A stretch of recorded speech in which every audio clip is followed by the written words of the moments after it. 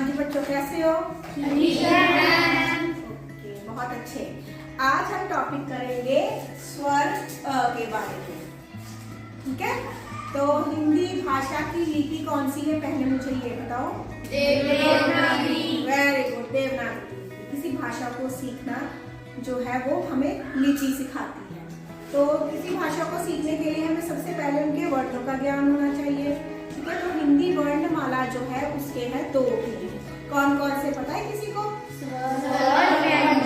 Very nice, स्वर और व्यंजन। जो स्वर है इनकी संख्या कितनी है? 11। तो ये 11 स्वर जो है ये पूरे स्वतंत्र रूप से जो है वो बोले जाते हैं। ठीक है, और व्यंजन जो है वो स्वरों की सहायता से बोले जाते हैं। मैं बताऊंगी कैसे। पहले जो ये 11 स्वर है, ये 11 स्वर ही क्या है? 10 मात्राएं हैं। अब आप कहोगे स्वर 11 है तो मात्राएं 10 कैसे हुई? बेटा, इनमें से एक ऐसा स्वर है जिसकी कोई मात्रा नहीं होती, पर वो बड़ा ही नटखट और प्यारा सा स्वर है जिसकी मात्रा तो नहीं है, पर वो हर किसी व्यंजन के साथ जाकर जुड़ा हुआ है। ठीक है, उसके बिना एक व्यंजन जो है वो आधा हो जाता है, अधूरा रह जाता है। बाकी जो 10 जो स्वर बचे वो सभी स्वर जो है वो उनकी मात्राएं होती हैं, जैसे आ, इ, उ, ए, ओ, औ। हाँ जी, अब मुझे ये बताओ, मैंने कौन से स्वर का नाम नहीं लिया? तो उसी अ के बारे में हम आज पढ़ेंगे। एक ऐसा व्यंजन स्वर है जो सारे व्यंजनों के साथ जुड़ा हुआ है। कैसे? जैसे हम बोलते हैं क बोलते हैं, बोलो क, ख, ग, घ। जब हमने इनका उच्चारण किया तो इनकी एंडिंग फॉर्म कौन सी आई? अ। कोई और भी आप वर्ण ले लें, चाहे म, न। आप बोल के देखो कोई भी और वर्ण।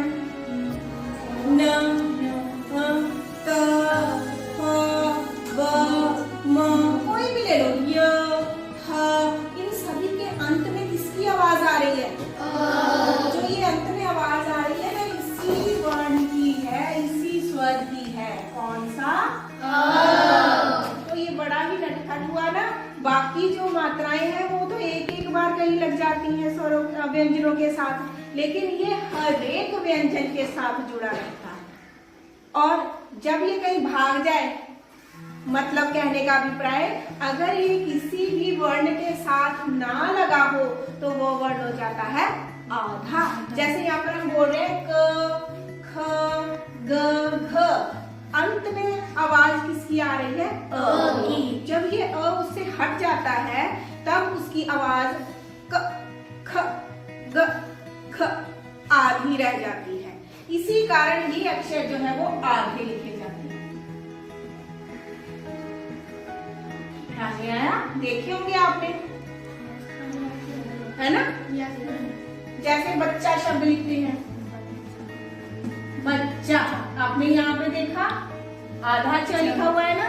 बस जो ब जब बोल रहे हैं, ब पूरी आवाज आ रही है, मतलब अ जुड़ा हुआ है। चा 2 बार साउंड आई, 1 बार च की साउंड थोड़ी आई, मतलब उसके साथ वाला अ जो था वो भाग गया। ठीक है, आधा रह गया। और दूसरे वाले च के साथ कौन सी मात्रा लगी? आ, मतलब वहां पर स्वर लग गया बच्चा। ठीक है, तो जब अ जो वर्ण है, स्वर है, वो किसी व्यंजन का साथ छोड़ देता है तो वो रह जाता है आधा। ठीक है, इसका एक और एग्जांपल मैं आपको बताऊंगी कि ये कैसे आधा रह जाता है। जैसे ये क की बात कर रहे थे, आधे आधे कैसे बनते हैं? क जब वो आधा होता है उसके पैर में ये हल का निशान डाल देते हैं, इसे हलन कहते हैं। इसका मतलब होता है आधा हो जाना। प्लस अ, जब आगे क के साथ अ मिल गया तो क्या हुआ? क हो गया पूरा। तो ये क्या बन गया? पूरा क। ये क्या था? क। ठीक है, इसके साथ अ नहीं था, इसके साथ भी अ नहीं है। जब इसके साथ अ जुड़ गया तो ये बन गया क। इसी तरह से ख देखेंगे, ख हलन प्लस अ, जब दोनों को जोड़ दिया तो क्या बन गया? इसी तरह से